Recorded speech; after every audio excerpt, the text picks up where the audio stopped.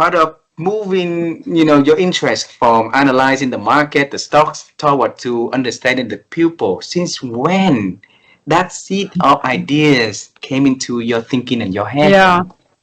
Yeah, this is actually really fun. So the seed of this came 20 years ago. So it was like 2003, 2004.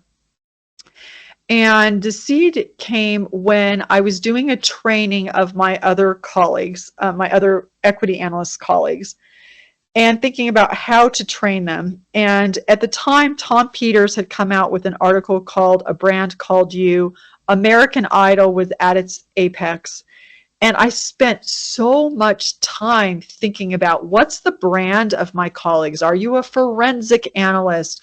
Are you an industry expert? Like, what is your brand and how do we build momentum around that brand? I spent a ton of time on it and I was fascinated by it. And I thought, I'm not getting paid to do this. And yet I'm spending all this time to do this. And so I think that was really the kernel of this idea of I am more interested in the momentum of the people. So not getting paid to do it, but you do it more, and then that's how you Right. figured out that you have the love Yeah. for it, right? All Yeah. right. Yeah. And Yeah. why is it? And I think the thing I would add to that is that not too long after that, I read The Innovator's Dilemma by Clayton Christensen. And he talked about this idea of disruptive innovation.